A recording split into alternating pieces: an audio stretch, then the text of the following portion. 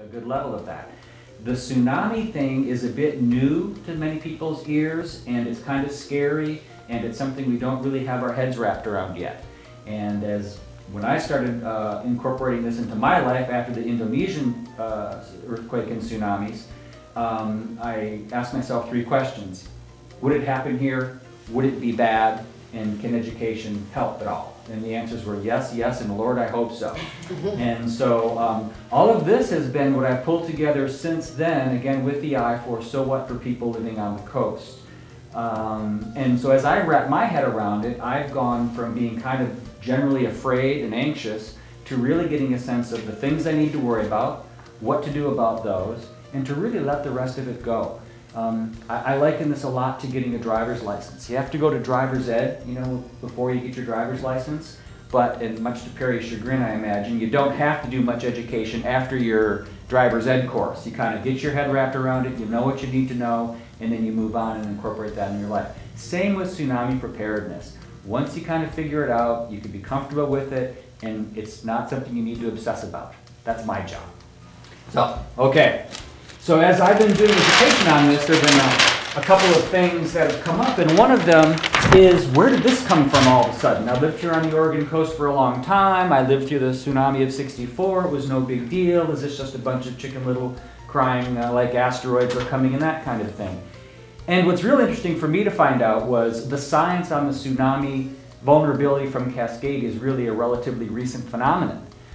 It was only when Mount St. Helens went off in 1980 that the geologists in the area started wondering, we know we have this subduction zone here, but they previously thought that it was very well lubricated and that it didn't create major eruptions and earthquakes and tsunamis.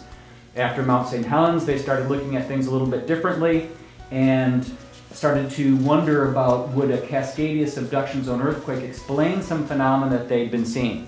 In particular, the ghost forests, where on the Copalis River and other estuaries along the coast of Washington and Oregon, there'd be these kind of wetland areas with western red cedars or Sitka spruce trees that were dead but still standing. And they were kind of a mystery for a long time. In the 80s, Brian Atwater from the USGS figured out and basically showed that in a subduction zone earthquake, when we subduct, we subside 3 to 6 feet. And in a place that's like an estuary, a forested estuary, that's low, that sinks, the bay water comes in and the salt water kills the trees and they remain standing. And then over the hundreds of years, only the western red cedars had the durability to withstand that. And so they started figuring out that these trees died all at the same time about 300 years ago. They did tree ring analysis and carbon dating to figure that out, put one of the pieces together. And this was all based on, in the 1960s, the notion of plate tectonics was really just sort of kind of agreed upon in the scientific community that the Earth is comprised of these plates that kind of bump around and knock into each other, creating earthquakes. So only since the 60s has plate tectonics been really a geologic understanding. Then in 1980 with Mount St. Helens, and then during the 80s kind of looking at those ghost forests. At the same time, some scholarship in Japan was trying to figure out where the tsunami that hit Japan in 1700 came from.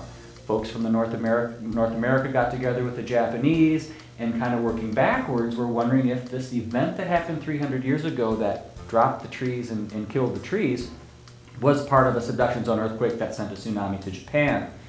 And through scholarship and through some other calculations, they figured out that it probably was. So the 1990s, this orphan tsunami was kind of explored with Japan. Did we send Japan this tsunami from the United States?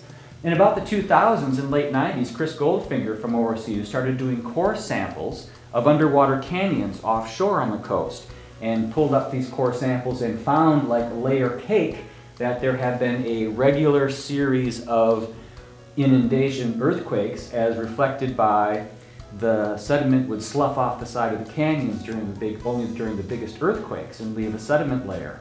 Then hundreds of years would go by, it would happen again in another sediment layer. So there was like light colored ocean sediment layers and then darker colored sediment from the earthquake shaking. And found that in the last 10,000 years there are about 23 of these on the north coast. So there have been 23 earthquakes big enough to shake that sediment in the last 10,000 years. That's a fairly frequent recurrence interval in geologic time. There have been 5 subduction zone earthquakes in the last 1,400 years. So that gets into sort of we'll talk in a minute about the frequency of recurrence. And so all of these things started to come together only since 1980, then through the 90s, putting some of the pieces together, connecting with Japan on their story, and now the science is in pretty full agreement that on January 26, 1700, about 9 p.m. at night, we had our last Cascadia subduction zone earthquake and tsunamis, and there's evidence of the tsunami sands all up and down the coast. So why are we worrying about this now? Because it is fairly new in terms of our recent experience. Interestingly, now that we're going back and looking at some of the Native American literature, there were lots of stories that the native tribes had all along the coast of earthquakes and tsunamis. One of the tribes admonished their tribal members to weave long ropes. And the idea was the earthquake happened, and if you had spent your winters weaving a long rope, you could attach it to a tree in the other end of your canoe, and the canoe could ride out the inundation.